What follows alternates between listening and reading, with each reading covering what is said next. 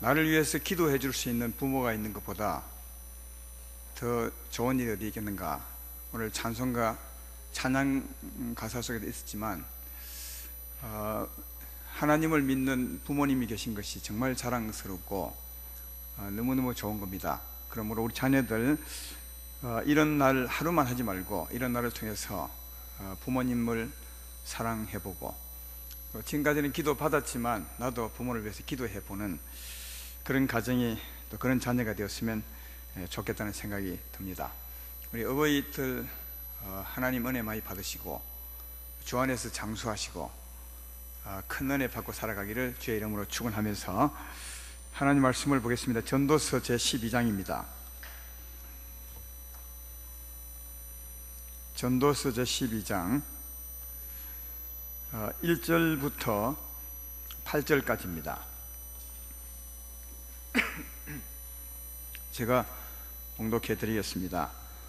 너는 청년의 때에 너의 창조주를 기억하라. 곧 공고한 날이 이르기 전에, 나는 아무 낙이 없다고 할 해들이 가깝기 전에, 해와 빛과 달과 별들이 어둡기 전에, 비 뒤에 구름이 다시 일어나기 전에 그리하라. 그런 날에는 집을 지키는 자들이 떨 것이며 힘 있는 자들이 구부러질 것이며 맷돌질하는 자들이 적음으로 거칠 것이며 창들로 내다보는 자가 어두워질 것이며 길거리 문들이 닫혀질 것이며 맷돌 소리가 적어질 것이며 새의 소리로 말미암아 일어날 것이며 음악하는 자들은 다 새하여질 것이며, 또한 그런 자들은 높은 곳을 두려워할 것이며 길에서는 놀랄 것이며 살구나무 꽃이 필 것이며 메뚜기도 짐이 될 것이며 정욕이 거치리니, 이런 사람이 자기의 영원한 집으로 돌아가고 조문객들이 거리로 왕래하게 됨이니라. 은줄이 풀리고 금그릇이 깨지고 항아리가 샘 곁에서 깨지고 바퀴가 우물 위에서 깨지고 흙은 여전히 땅으로 돌아가고 영은 그것을 주신 하나님께로 돌아가기 전에 기억하라. 전도자가 이르되 헛되고 헛되도다. 모든 것이 헛되도다. 아멘. 오늘은 너는 청년의 때 창조주를 기억하라. 오늘 우리 청년의 때, 청년에 해당되는 분도 이 말씀을 꼭 들으면 좋겠고요. 또 오늘 어버이들에게도 이 말씀이 좋은 축복의 말씀이 아마 되지 않나 그렇게 생각합니다. 청년의 때 창조주를 기억하라, 이 말씀을, 이 제목을 기억하면서 오늘 말씀을 들으면 좋겠습니다. 전도서 마지막 부분인데요, 우연찮게 하나님의 인도 따라서 전도서 말씀을 강해처럼 하고 하다가 오늘 이제 마지막 부분 말씀하게 되었습니다. 뭐든지 마지막 부분이 참 중요합니다. 왜냐하면 꼭 결론을 거기서 맺거든요. 그래서 하나님의 전도서 결론도 어쩌면 오늘 중에 있는 것 같습니다. 중요한 말씀 잘 들으셔서 여러분의 삶의 지침을, 또 인생의 목표를 삼으시면 참 좋겠다, 그런 생각이 듭니다. 오늘 제목은 청년의 때 창조주를 기억하라. 이 청년의 때가 어떤 때인지는 조금 이따 말씀하고요, 먼저는 창조주를 기억하라, 이 말씀을, 이 내용을 좀 설명해 드릴까 합니다. 창조주를 기억하라, 무슨 뜻이겠어요? 너는 청년의 때에 창조주를 기억하라. 창조주는 우리를 창조한 분이니까 이 말은 너를 지으신 하나님의 목적을 기억하라, 그 말이겠죠. 더 정확히 말하면 하나님의 사람들에게 한 것이니까, 너를 하나님의 자녀로 만드신, 하나님의 사람으로 새롭게 창조하신 그 목적이 뭐겠는가, 나를 향한 하나님의 목적이 뭐냐는 겁니다. 이 목적을 잘 알고 사는 게 내가 바르게 사는 것이겠죠. 모든 지은 것은 다 목적이 있습니다. 냉장고는 냉장고를 지은 목적이 있는 거죠. 또 텔레비는 텔레비를 지은 그 사람의 목적이 있습니다. 그 목적대로 잘하는 게 자기 일을 잘 하는 겁니다. 하나님이 우리를 창조하셨는데, 또 하나님의 자녀로 새롭게 창조하셨는데, 나를 하나님의 자녀로 만든 그 목적이 뭐겠는가 하는 것을 기억하고 살아라, 그 말이죠. 그러니까 그 목적을 기억하고 그 목적을 따라 살아야 될 것이다, 이런 말씀이 되겠습니다. 우리 향한 창조주 우리 하나님의 목적이 뭐겠어요? 그건 창세기로 돌아가 보면 거기서 이해할 수 있습니다. 창세기 1장 27절 28절에 인생을 지으신 목적이 있습니다. 하나님이 자기 형상 곧 하나님의 형상대로 사람을 창조하시되 남자와 여자를 창조하시고 하나님이 그들에게 복을 주시며 하나님이 그들에게 이르시되 생육하고 번성하여 땅에 충만하라. 땅을 정복하라. 바다의 물고기와 하늘의 새와 땅에 있는 모든 생물을 다스리라 하시니라. 여기 이제 우리 인생을 향한 하나님의 목적이 세 가지가 나와 있습니다. 하나는 생육하고 번성하여 땅에 충만하는 것이고요, 두 번째는 땅을 정복하는 것이고, 세 번째는 만물을 다 다스리는 것이라고 그렇게 하고 있습니다. 이 세 가지를 다 말하기는 좀 뭐하고요, 오늘은 앞에 두 가지만 한번 해볼까 합니다. 생육하고 번성하여 땅에 충만하라, 그럼 땅을 정복하라. 이 두 가지가 오늘 말씀 내용과도 좀 맞아서 두 가지만 하겠습니다. 이 말 그대로라면 생육하고 번성하여 땅에 충만하라, 이 말 그대로라면 자녀를 많이 낳아서 세상에 충만하게 살게 하라, 그런 말이 되겠죠. 이 말을 그대로 해석하면 그런 뜻일 것입니다. 근데 한 가지 생각해 볼 것은, 하나님이 우리 인생을 창조하시고 이 말씀을 하셨는데 이 말씀을 받고 난 후에 아이를 하나도 낳기 전에 우리 인생은 타락해 버렸습니다. 죄인이 되어 버렸죠. 그때부터는 아이를 낳으면 의인을 낳는 것이 아니라 하나님의 형상을 닮은 낳는 것이 아니라 죄인을 낳습니다. 그죠? 그러니까 이 말씀을 받고 난 후에 우리 인생은 타락해서 죄인이 되어버려서 낳으면 낳을수록 자꾸 죄인을 낳게 되었습니다. 그러면 이 생육하고 번성하여 땅에 충만하라, 이 말씀이 죄인을 낳아서 온 땅에 가득하게 하라, 이런 뜻이겠는가? 그건 아니겠죠. 그건 틀림없이 아님을 알 수 있습니다. 그러면 이게 무슨 뜻인가? 이것은 말씀할, 오늘 아까 읽었던 그 말씀을 자세히 보면 이게 무슨 뜻인지를 이해할 수 있습니다. 이 말씀할 때는 범죄하기 전이거든요. 우리 인생이 타락하기 전입니다. 그리고 하나님이 남자 여자를 지을 때 하나님의 형상과 모양을 따라 지었기 때문에 하나님의 형상과 모양을 따라 지은 그 사람들에게 생육하고 번성하라, 이 말은 하나님의 형상을 닮은 자를 낳아라, 그 뜻이거든요. 그래서 여기 말은 죄인을 낳아서 세상에 가득 채우라는 말이 아닙니다. 그러니까 아이를 많이 낳으라는 뜻이 아닌 걸 확실히 알 수 있고, 하나님의 형상을 닮은 자를 생산하라, 그런 말임을 알 수 있는데, 아까 말했던 것처럼 아이를 하나도 낳기 전에 다 죄인 되어 버렸어요. 그래서 온 세상에 죄인이 가득하게 되어 버렸습니다. 그럼 그런 상태에서 어떻게 하나님의 형상을 닮은 아이를 낳을 수 있겠는가 하는 겁니다. 어떻게 낳을 수 있죠? 이것은 우리가 죄인 되었지만 어떻게 하나님의 자녀가 된 것을 보면 알 수가 있죠. 그것입니다. 하나님은 그렇게 해서 생육하고 번성하라 한 것을 알 수 있습니다. 어떻게 죄인들이 어떻게 하나님의 자녀가 되는 것은 요한복음 1장 12절로 13절에 하나님 말씀하고 있습니다. 영접하는 자 곧 그 이름을 믿는 자들에게는 하나님의 자녀가 되는 권세를 주셨으니 이는 혈통으로나 육정으로나 사람의 뜻으로 나지 아니하고 오직 하나님께로부터 난 자들이니라. 그렇게 하나님의 자녀가 어떻게 태어나는지, 어떻게 하나님의 자녀를 생산할 수 있는지를 설명하고 있습니다. 그 이름을 믿는 자, 예수 이름을 믿는 거죠. 예수 이름의 의미는 자기 백성을 저희 죄에서 구원할 자는 뜻이니까, 예수님을 믿는다는 것은 우리의 죄를 구원했다는 사실을 믿는 것입니다. 그 이름을 믿는 것은요, 그분은 그 이름처럼 십자가를 짊어지고 우리의 죄를 다 사하셨습니다. 이러면 아멘 합시다.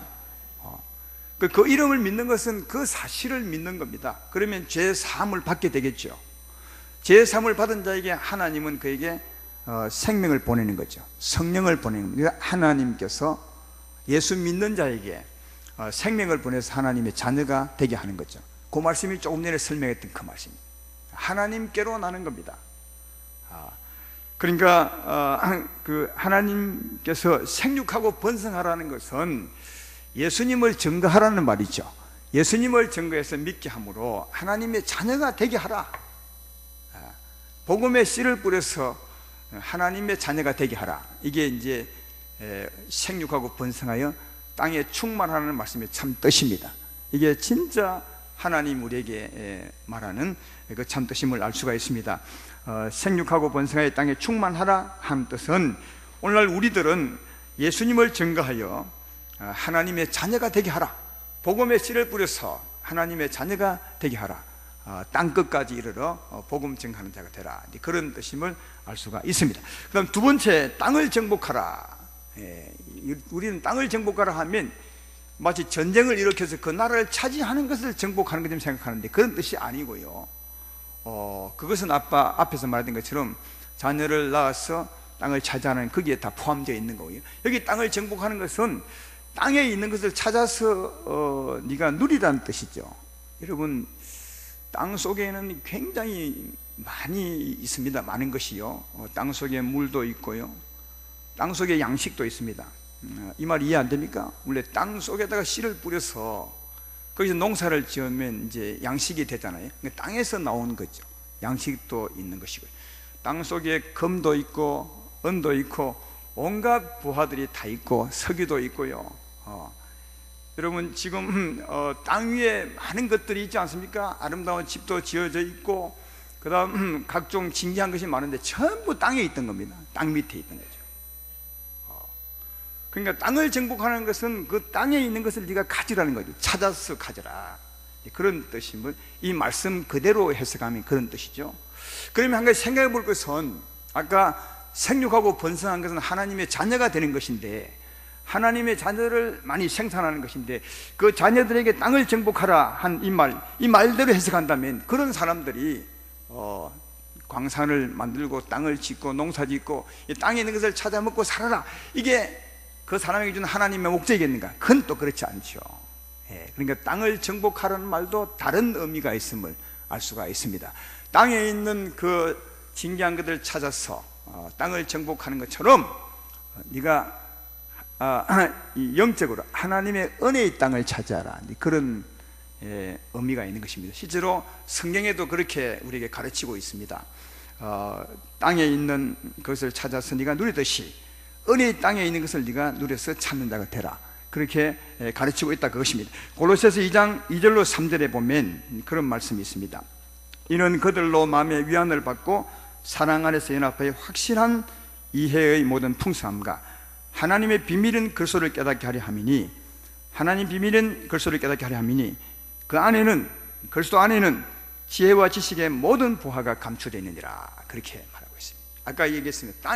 땅 안에는 모든 게 감춰져 있어요. 땅 안에 하나님이 뭔가 의도를 가지고 땅의 모든 것을 다 감추어 놨어요. 온갖 보화가 다 땅에 있는 거죠. 물도 양식도 전부 있는 것처럼, 그것처럼 영적인 땅이 있는 거예요. 은혜의 땅이죠. 누구죠? 예수님 안에. 예수님 안에도 모든 게 다 있다는 거예요. 땅에 다 있는 것처럼 예수님 안에, 예수님이 은혜의 땅입니다. 영적인 땅, 우리 영혼이 살 수 있는 모든 은혜가 다 예수님 안에 다 들어있는 거예요. 여러분, 정말 그렇습니다. 이 땅은 비유입니다.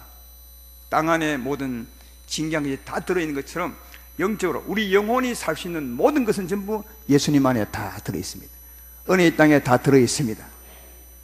그리스도 안에 다 들어있습니다. 그리스도 안에도 우리 영혼의 생명의 물이 있습니다. 그리스도 안에도 우리 생명의 양식이 있습니다. 거기도 금보다 귀하고 은보다 귀한 하나님의 말씀이 있습니다. 그뿐 아닙니다. 가장 좋은 옷도 있고요. 그래서 세상에서 가장 좋은 옷, 우리 영혼의 옷도 거기 있습니다. 집을 나간 아들이 돌아왔을 때 하나님 아버지가, 그 아버지가 종들에게 뭘 합니까? 가장 좋은 옷을 내다 입히라 그러죠. 그 영혼의 옷입니다. 의의 옷이죠. 사랑과 거룩한 옷이 있습니다. 그게 예수님 안에 있는 거죠. 가장 좋은 옷도 거기 있고, 평안의 신발도 거기 안에 있고, 또 가장 좋은 음식도, 그걸 이제 영적인 가장 좋은 음식, 우리 영혼의 골수와 같은 음식을 설명할 길이 없어서 가장 맛있는 양식, 송아지 고기라 그렇게 하고 있지만, 가장 맛있는 우리 영혼의 양식도 예수님 안에 있고, 이런 말을 하면 예수님 안에 있는 것은 안 보이니까 잘 이해가 안 돼서 은혜도 덜 받는 것 같은데, 아까 이제 육적으로 말하면 다 이해가 되니까 은혜를 받는 것 같아요. 땅 안에는 물도 있고 양식도 있고 석유도 있고 금도 있고 철도 있고 다 있다니까 다 맞아 그러는데, 그것처럼 예수님 안에서 물도 있고 양식도 있고 금보다 귀한 것도 있고 옷도 있고 이러니까 이게 무슨 말이지 이거? 이게 진짜입니다. 이 땅은 육적입니다. 진짜를 설명해 주기 위해서 하나님이 땅을 그렇게 만든 겁니다. 진짜 이것을 보는 자가 예수님 믿는 자예요, 이 안에. 그래서 우리가 설교 듣는 것은 예수님 안에 있는 것을 발견하기 위해 설교 듣는 겁니다. 예수님 안에 무엇이 있음을 듣고 믿음으로 그것을 얻는 거죠. 이게 땅을 정복해 가는 것임을 알 수 있다. 지난주에 2부 3부 설교 내용이 뭐였습니까? 2부 예배는 왼쪽 마음 오른쪽 마음, 그 다음 3부 예배는 뭐죠? 사랑은 하는 것이 아니라 얻는 것이다. 하나님 안에 사랑이 있습니다. 가장 진귀한 사랑이 있는 거죠. 우리 영혼의 힘이죠. 사랑이 있습니다.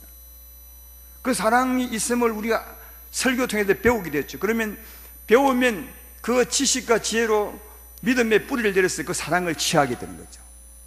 땅 속에서 물을 취하듯이 이게 땅을 정복하는 거죠. 지난주에 설교 후에 지난주 중에 아주 귀한 간증을 하나 들었습니다. 그 설교 전에 들었으면 그 설교 전에 얘기했을 텐데, 왼쪽 마음에 대해서 말이죠. 어떤 분이 그 살면서 교회 다니면서 목사님이 되게 미웠대요. 나를 내가 미운 게 아니고요, 다른 교회 있을 때 다른 교회 다닐 때 되게 미웠대요. 이게 고민이 아닐 수 없죠. 왜냐하면 목사님이 자기에게 나쁜 짓 한 것도 없고, 그런데 괜히 미운 거예요. 여러분, 이 살다 보면 이럴 때 있긴 있어요. 있습니다. 여러분, 그럴 때 있잖아요. 우리 저 선거철 되면, 대통령 선거 때 되면 여당을 좋아하는 사람은 야당의 후보자가 괜히 미습니다. 그죠? 그 다음 야당을 좋아하는 분은 여당의 후보가 되게 미습니다. 아니, 아무 일도 없고 아무 관계도 없는데 괜히 미워요. 그럴 때가 있다니까요, 사람에게. 그것처럼 괜히 목사님 미운 거죠. 이게 이제 보통은 미우면 화살이 글로 가는데, 이분이 참 대단한 것은 자기를 본 겁니다. 이게 이래서는 안 되는데. 이제 그분은 그때 몰랐던 것 같아요. 이게 왼편 마음이거든요. 안에 왼편 마음이고 오른편 마음이 두 마음이 있는 거죠. 그래서 이분은 그걸 고민하고, 이 왼편 마음, 그때 몰랐지만 이 마음을 정말 내가 버려야 되겠다고 주 앞에 앉아서 기도했대요. 지난주에도 말했지만 애통하며 슬퍼하며 주 앞에 기도할지어다. 그러면 하나님이 두 마음 중에 한 마음을 깨끗이 할 것이다. 이게 야고보서 말씀 아닙니까? 그것처럼 몇 시간을 막 통곡하며 기도했대. 이 왼편 마음을 지하해 달라고, 목사님을 신하는 마음을 잘. 근데 어느 순간 이 마음이 탁 사라지더라는 거예요. 이게 여러분 씻는 겁니다. 이게 하나님이 왼편 마음을 제하는 겁니다. 이게 하나님이 할 수 있는 겁니다. 사람이 할 수 없는 거예요. 이게 하나님의 구원의 능력이요, 대단한 힘이죠. 이게 사람이 도무지 할 수 없습니다. 이게 하나님. 여러분, 이런 능력이 어디 있다고요? 예수님 안에 있다는 거예요. 이런 능력이. 그러니까 예수님 안에 없는 게 없어. 다 있어요. 그래서 우리는 예수님 안에 이것을 발견해서 믿음의 뿌리를 내려서 그걸 찾아서 누리는 거죠. 이게 오늘날 신앙생활입니다. 그래서 골로새서 아까 조금 전에 예수님 안에 지혜와 지식의 모든 부하가 다 있다고 하고 난 후에 골로새 2장 6절로 7절에 이렇게 말합니다. 그러므로 너희가 그리스도 예수를 주로 받았으니 그 안에서 행하되 그 안에 뿌리를 박으며 세움을 받아 교훈을 받은 대로 믿음에 굳게 서서 감사함을 넘치게 하라. 그렇게 되어 있어요.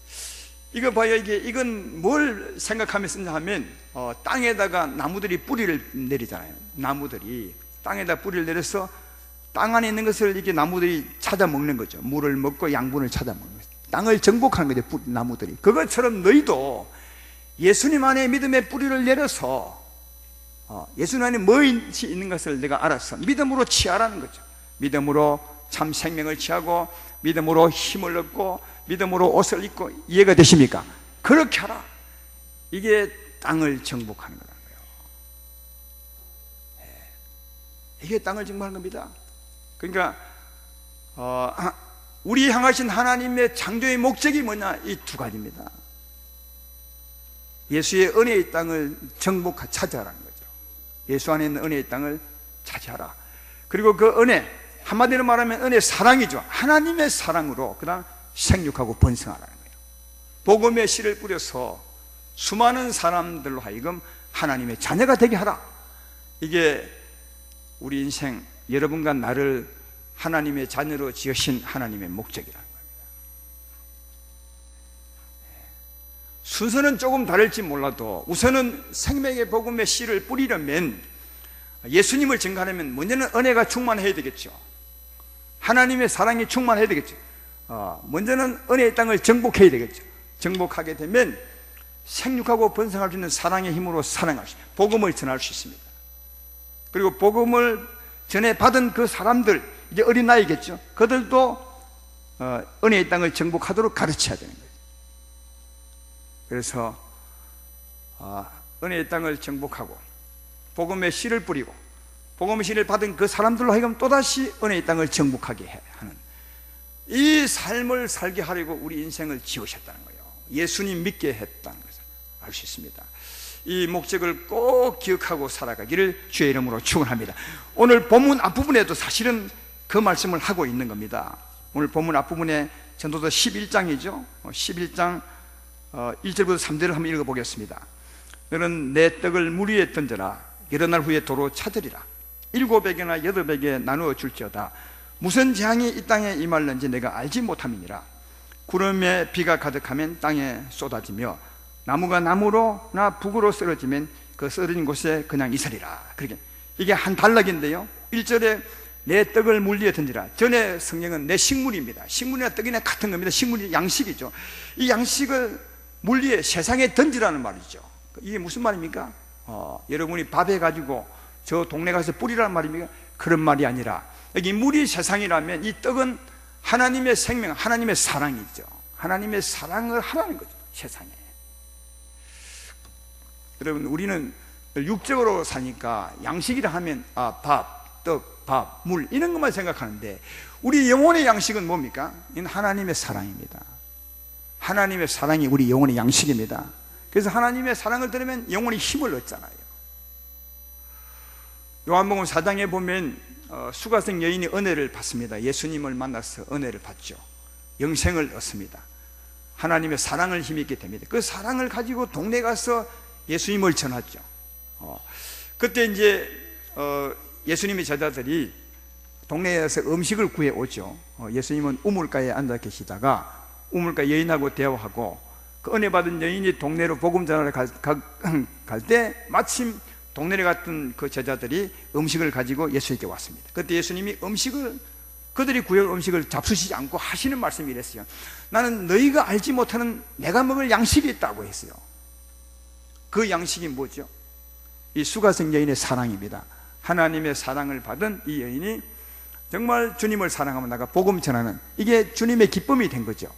이것이 주님의 양식이 되었다고. 그러니까 하나님의 사랑이 예수님의 양식이 된 것처럼 우리도 하나님의 사랑이 우리 영혼의 양식이 되는 것입니다. 이해가 되십니까? 그러니까 떡을 물 위에 던지라, 이 말은 하나님의 사랑을 세상에 하라는 거죠. 아까 말했던 그 예수님의 은혜 땅을 정복해서 사랑을 얻어서 사랑하라, 그 말이죠. 얼마나 하느냐? 2절에 보면 7배개나 8배개. 7은 늘 완전 숫자입니다. 거기보다 더 하는 것이니까 최선을 다해서 하라. 최선을 다해서 사랑하라. 7배개나 8배개 나누어 주라는 말은 최선을 다해서 사랑하라. 그 다음 3절에 보면 구름에 비가 가득하면 땅에 쏟아지며 나무가 남이나 북으로 놓으면 그곳에 있으리라. 나무는 쓰러지면 못 일어난다는 거죠. 구름 속에 있는 비가 물이 쏟아지면 다시는 구름 속으로 못 올라가는 것처럼 네가 죽으면 다시는 그 일을 못 한다는 겁니다. 그러니까 쓰러지기 전에, 이 세상에서 죽기 전에 하나님의 사랑으로 사랑하라. 가능하면 많이 하라. 이게 이 말씀입니다. 그러면 그 사랑으로 주로 어떤 일을 많이 해야 되느냐?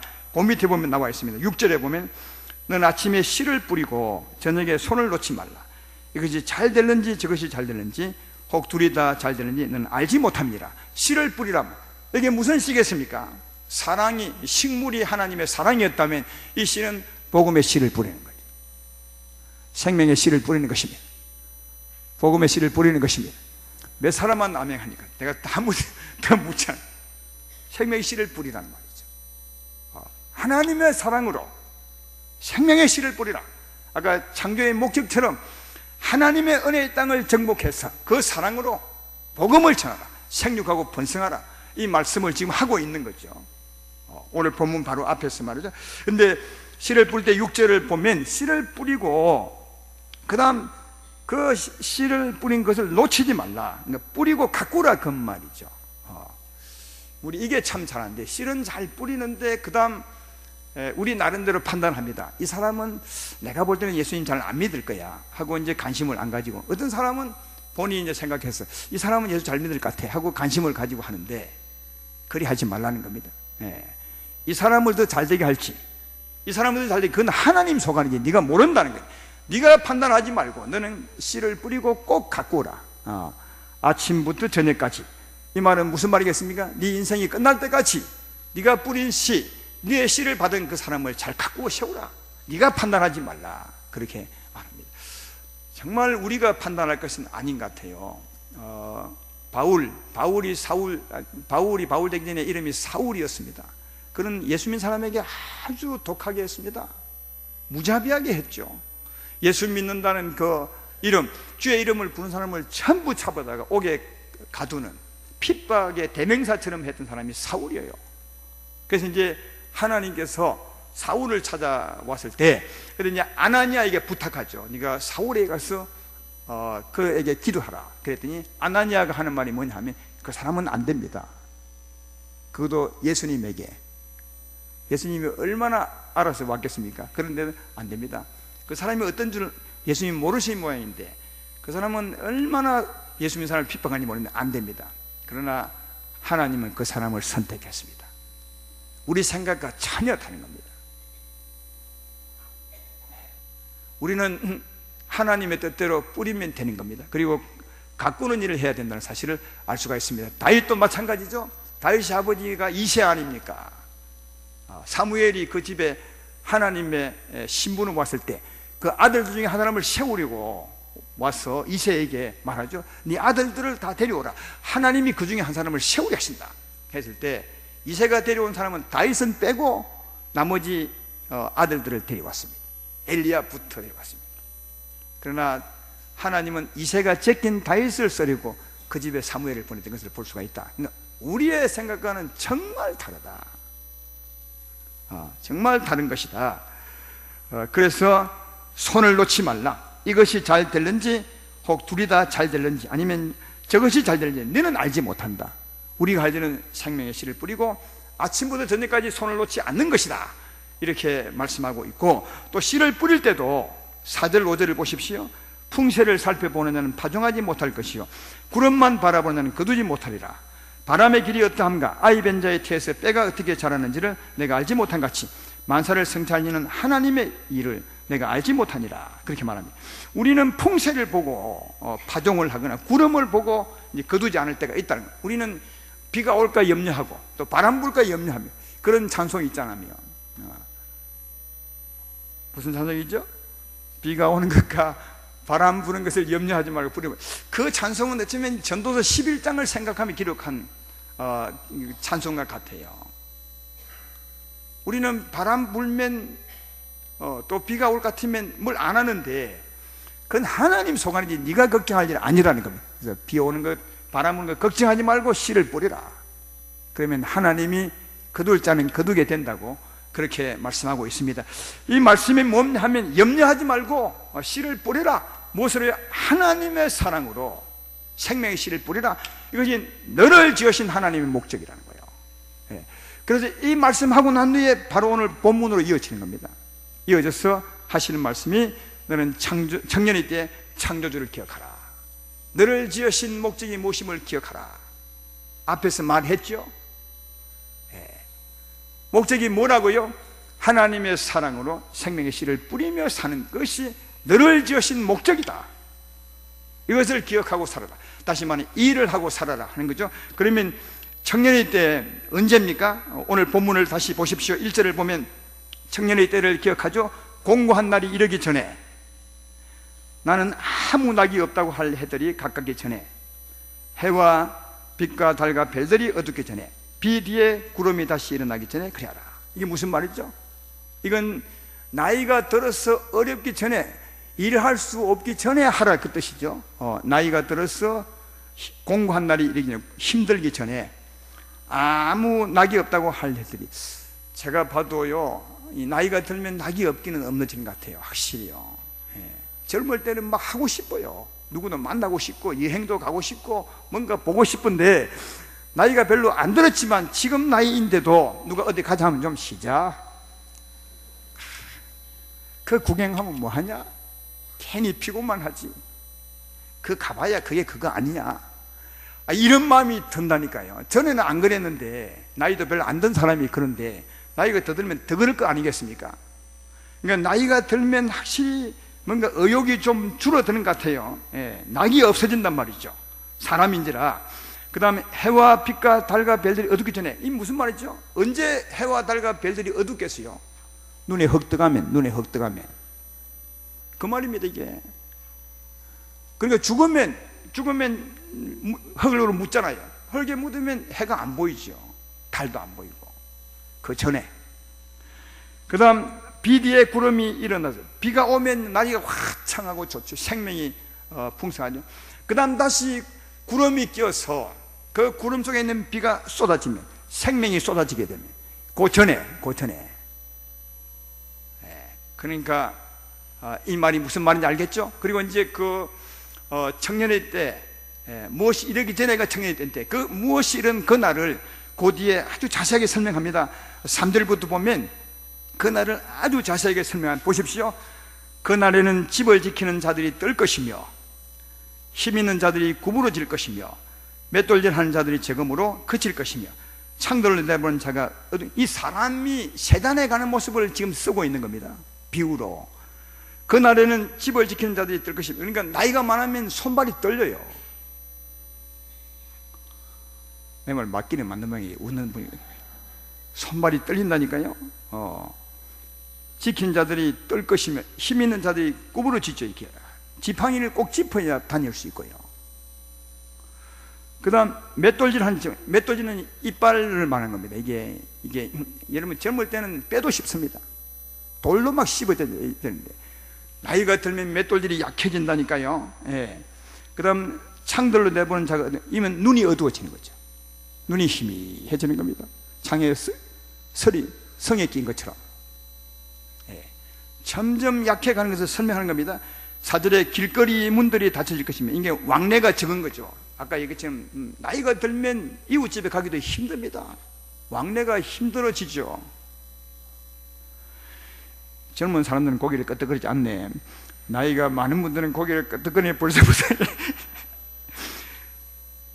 그 맷돌 소리가 이제 더 적어지는 거죠. 전에는 막 맷돌 소리가 왕성했는데, 조금 숫자가 적지만 더 늙어지면 또 이제 뭐 더 적어. 맷돌이 있어야지 뭐. 좀 더 가면 다 빠져버리고 맷돌이 없어. 새 소리로 말미암아 일어날 것이며, 이제 기운이 없으니까 새가 지었어야 일어나는 거죠. 그전에는 벌떡벌떡 일어나서 새벽 기도도 했는데, 연세가 많으면 시끄러워야 일어나. 음악하는 여자는 다 새, 나이가 많으면 이 목소리가 카랑카랑 새지죠. 영감 이러면서 음악하는 자의 목소리가, 이 말은 목소리가 이게 새해지는 겁니다. 힘이 없어지고. 또한 5절에 그들은 높은 곳을 두려워하며 높은 곳에 못 올라가요. 젊을 때 높은 산에 가죠. 나이가 들면 높은 산에 가면 어지러워서 못 간대요. 못 가죠. 그 다음 길에서도 놀라고, 살구나무가 이게 살구나무 꽃핀 분 어디십니까? 머리가 허연 사람이 이게 살구나무 꽃핀 거예요. 그 다음 더 힘이 없으니 메뚜기도 짐이 될 것이며, 이게 메뚜기가 무슨 짐이 되겠어요? 근데 늙으면 메뚜기도 짐이 참 표현이 정말 맞는 것 같아요. 예. 이 표현 맞아요. 여러분, 이제 운명하기 전에 분을 만나보신 분들이 있으십니까? 정말 힘이 없습니다. 지금 우리 김예분 권사님이 그거 바로 전에 지금 있습니다. 한번 좀 살아생전에 가실 분은 정다운 병원에 가셔서 손도 좀 잡아주면 그렇게 하면 좋겠습니다. 그분이 정말 오늘 말씀드린 이렇게 세단에 가시는 것 같아요. 예, 가시는 것 같아요. 돌아가기 전에는 이 눈꺼풀 이것도 무거워서 못 듭니다. 이것도 숨쉬기가 힘들다니까요. 숨쉬기가. 여러분 지금 이해가 안 되죠? 연세가 많아지고 세단에 치면 숨쉬기도 힘들고 눈꺼풀 드는 것도 너무 무거워서 힘듭니다. 이게 메뚜기가 짐이 되는 것이 맞습니다. 또 거칠이니 정욕이 거칠이니 그 다음 살 재미가 안 나는 거죠. 여자를 봐도 아무 의욕이 없는 겁니다. 정욕이 거칠, 이는 사람이 자기의 영원한 집으로 돌아가고 조문객들이 거리로 왕래하게 됩니다. 죽었단 말이죠. 그리고 6절부터는 이제 죽음에 대해서 잘 설명합니다. 6절 7절은 언줄이 풀리고 금그릇이 깨지고 항아리가 sem가득 깨지고 바퀴가 우물매서 깨지고 흙은 여전히 땅으로 돌아가고 영은 걸주시는 하나님께로 돌아가기 전에 기억하라. 그렇죠? 언줄이 뭐냐면 우리 영혼과 육체가 연결되어 있어요. 이 땅에 있을 때는 살아있던 영혼과 육체가 이게 언줄입니다. 영혼과 육체를 연결시킨 줄이 언줄이고, 그 다음 이제 영혼을 담은 그릇이 금그릇이에요. 금그릇이 깨지는 거죠. 금그릇이. 그 다음 항아리는 육체의 그릇이죠. 항아리가 깨지는 거예요. 육체가 깨지고, 그 다음 바퀴, 삶의 수레바퀴가 끝나는 거죠. 이 죽음을 아주 비유로 잘 설명한 겁니다. 영혼과 육체가 하나 있는 것이 지금 살아있는 것인데, 이 언줄이 쫙 끊어지고 영혼을 담았던 금그릇이 깨지고 육체가 깨지고 삶의 수레바퀴가 끝나는 거죠. 그리고 이제 흙은 여전히 땅으로 돌아가. 우리 육체는 흙은 땅으로 돌아가고 영혼은 어디로 간다고 하냐? 하나님께로 간다. 하나님께로 돌아가기 전에 기억하라는 거예요. 뭘 기억해요? 너를 지으신 하나님의 목적을 기억하라. 그러니까 이 말씀이 무슨 말입니까? 청년의 때에 이 하나님을 기억하라. 이 말은 청년의 때 너를 지으신 하나님 목적을 기억하라. 청년의 때가 언제입니까? 일할 수 없을 그때 전에, 일할 수 있을 때 말이에요. 일할 수 있을 때, 그때 네가 하나님의 목적을 기억하라. 다시 말해, 일할 수 있을 때 열심히 하라는 말이죠. 조금 지나면 하고 싶어도 절대로 못한다는 겁니다. 이게 그날 그 전에 하라고 하시면서 그날의 일을 이렇게 상세하게 설명했을 거예요. 간단히 말하면 죽기 전에 이러면 될 텐데, 그 말이잖아요. 제가 3절부터 그날을 설명한 것은 한마디로 말하면 죽기 전이거든요. 그러면 죽기 전에 열심히 하라 하면 될 텐데 왜 이렇게 죽는 날, 세단에 가는 날을 자세하게 기록했겠습니까? 이것은 지금 우리로 하여금, 젊은 우리로 하여금 이것을 기억해 보라는 거예요. 이렇게 되면 과연 어떻게 되겠는가 하나하나 느껴보라는 거예요. 정말 이렇게 되면 하고 싶어도 못한다는 겁니다. 이걸 지금 네가 이 말씀을 들으면서 느껴보라는 거죠. 그래야, 이걸 느껴야 이 땅에 사는 동안 청년의 때 열심히 하지 않겠는가. 야, 이럴 때는 진짜 일하고 싶어도 못하겠구나. 왕래가 어렵고 눈이 침침한데 어떻게 할 수 있겠느냐. 메뚜기 하나도 짐이 될 때 어떻게 할 수 있겠냐. 야, 이건 그때는 못하겠구나. 그러면 이전에 해야 되겠구나. 이걸 느끼라는 거예요. 이걸 느끼라는 거예요. 그래야 지금 할 수 있는 거죠. 이걸 못 느끼면 그때 가서 후회하게 되죠. 대부분은 그때 가서야 다 후회합니다. 후회. 왜냐하면 지금 때 그것을 못 느끼기 때문에 그렇다고요. 그래서 이걸 아주 강하게 느끼라고 그날을 세세하게 설명해 주는 거예요. 오늘 아름다운 게 성도 여러분들이요, 그날을 세세하게 한번 생각해 보고 느끼시기를 주의 이름으로 축원합니다.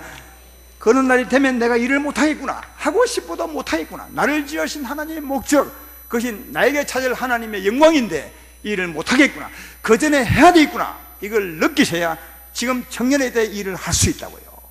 이걸 못 느끼면 아무 생각 없이 그래 세월 그냥 흘러보냅니다. 그날 가서야 후회하는 거죠. 못할 때 좀 할걸, 그때 좀 할걸. 못할 때야 비로소 후회한다니까요. 하나님이 그렇게 하지 못하도록 미리 그걸 느끼고 지금부터 하도록 이렇게 세세하게 기록해 준 것을 볼 수가 있습니다. 그러므로 사랑하는 여러분, 청년의 때는 지금 여기 있는 모든 사람이 다 청년의 때입니다. 아직까지 그 날이 도달하지 않았기 때문입니다. 나이가 젊은 사람은 청년이 아니라 할 수 있는 사람은 다 청년입니다. 여기 있는 여러분들은 다 청년의 때입니다. 청년의 때입니다. 지금은 일할 수 있을 때라는 거죠. 그래서 큰 날이 오기 전에 그날 되어서 후회하지 말고, 지금 남은 생에 많이 있습니다. 여러분이 원하면 아마 생명을 더 연장시켜 주실 것입니다. 힘도 줄 것입니다. 기력을 줄 것입니다. 예수 안에 모든 게 다 있습니다. 알고 구하면 힘을 주는 거죠. 그 힘으로 청년처럼 얼마든지 살아갈 수 있습니다. 따라서 힘을 얻어서 은혜의 땅을 정복하여서 사시기를 주의 이름으로 축원합니다. 그게 참 좋은 게, 아까 창세기에 우리를 지으신 목적을 보셨지 않습니까? 거기 한 번 더 읽어보면 하나님이 자기 형상 곧 하나님의 형상대로 사람을 창조하시되 남자 여자를 창조하시고, 그 다음 하나님이 그들에게 복을 주시며 이르시되 생육하고 번성하라, 땅을 정복하라, 땅을 다스리라. 여러분, 생육하고 번성하고 땅을 정복하는 건 우리 복이라는 거예요. 복으로 준 거라는 거예요. 우리는 이 말씀을 잘못 들으면 부담으로 받는데, 야, 이거 어렵구나, 하나님 사랑을 복음 전하는 게 얼마나 힘든데 하는데, 하나님은 아니라는 거예요. 우리에게 복으로 주었다는 거예요. 내가 봐도 복입니다. 은혜를 찾아내는 것 얼마나 큰 복입니까? 여러분, 땅을 헤쳐서 석유를 파내고 금을 파낸 것만 복입니까? 하나님 말씀은 금보다 훨씬 더 귀하다고 말했습니다. 예수님 안에 엄청난 복이 있습니다. 진짜 복이죠. 그러니까 땅을 정복하는 것은 복입니다. 은혜의 땅을 정복하는 것은 복입니다. 예배 때마다 찾는 것 아니겠습니까? 예배는 복입니다. 이 은혜를 입으시고 생육하고 번성하는 것도 복입니다. 얼마나 즐거운지 아십니까? 사랑하는 것보다 더 즐거운 일은 세상에 없습니다. 그리고 아까 전도서 11장 1절에 말했지 않습니까? 너는 떡을 물 위에 던지라, 여러 날 후에 도로 찾을 것이라. 사랑하면 반드시 찾게 된다는 겁니다. 언젠가 찾습니다. 이 땅에서도 찾게 되겠지만 죽었어도 반드시 찾게 될 줄로 믿습니다. 이게 우리 찾는 겁니다. 사랑하면 찾습니다. 이 땅에 사랑한 만큼 천국의 영광이 되겠죠. 그래서 빌립보서 1장 22절에는 이렇게 말합니다.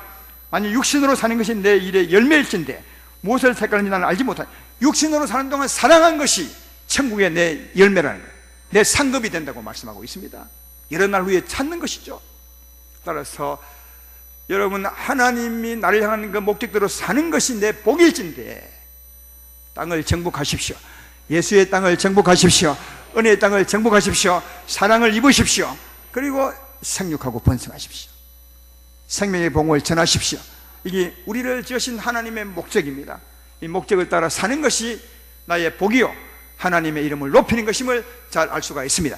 이게 사실은 복 있는 아름다운 교회 성도가 되기를 주의 이름으로 축원합니다.